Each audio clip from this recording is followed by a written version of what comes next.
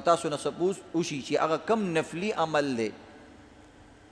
یا هغه کم سنت طریقه ده چې په هغې پوره کولو سره نبی علیه الصلاة والسلام خپل امتی ته دعا کړې ده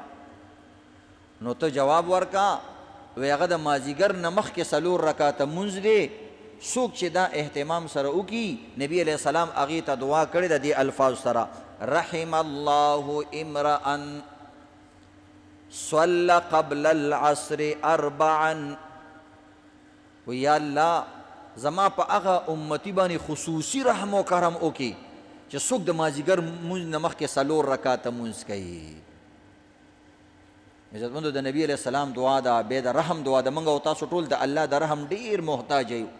په هر حال کې د الله محتاج یو چې کوم انسان باندې د الله رحم وشو د دنیا او آخرت ښه شوه دا د ابو داود شریف حدیث دی دغه رنګې نورو کتابونو کې نور فضیلتونه هم راغلي د طبراني شریف حدیث دی چې کوم انسان د مازدیګر نه مخکې 4 رکعاته مونځ کوي وایي د جهنم اور به د بدن نه سکي نه به رسیږي ده ته چې کوم مستقل کوي او دغه رنګې عزتمندو یو حدیث کې راځي ام سلمہ رضی الله تعالی عنها فرمایي چې نبی علیه السلام فرمایل چې کوم انسان د مازدیګر نه مخکې 4 رکعاته مونځ کوي نو الله به په بدن باندې جهنم حرام کی دا بل فضیلت دی دا شان عزتمندو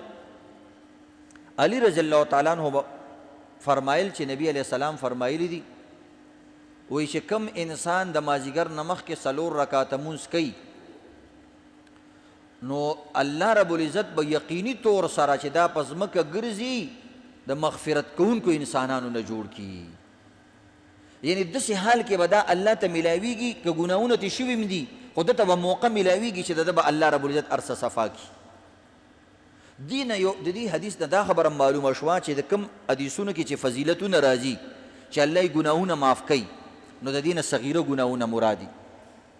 البته په نفلونو کې صغیره ګناهونه معاف کیږي کبیره نه معاف کیږي خو یو پکې عجیبه خبره دا ده چې کم انسان نفلونه کوي په دې سره کبیره ګناه نه معاف کیږي خو د کبیره ګناهونو نه ورته الله د توبې توفیق نصیب کوي نو به دا یو خبره شوه مقصد یې یو دی چې کوم انسان نفلونه ډېر کوي او ګناهګار وي نو الله رب العزت ګوري چې ګوره دا سړی ګناهګار هم دی خو بل طرف ته کوشش خواري خپله کوي چې ما ته نږدې شي خو منځ کې د ده ګناهونه هم رکاوټ دي خو دا سړی خپله خواري او کوشش نه پرېږدي نو د دې د وجې نه الله رب العزت وایي زه بس دا خواري قبوله کا او الله ورته د توبې توفیق درکړي نو چې کوم انسان نفلونه کوي تاسو ګورئ عموما هغه توبه هم ډېره وباسي صحیح شو او په مونځ کې په خپله هم توبه موجود ده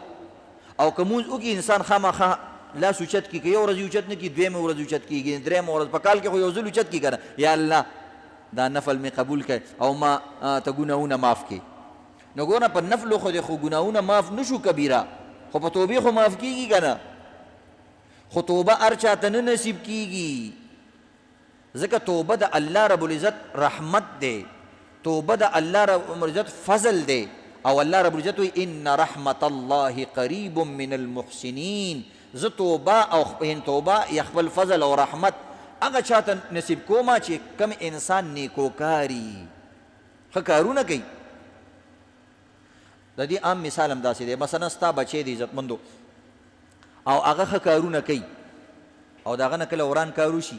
نو خلک څه کوي چشم پوشي کوي پهله ورته هم نه وایي بس مړه خیر دی هلک دی دا یو کار نیم دې وشي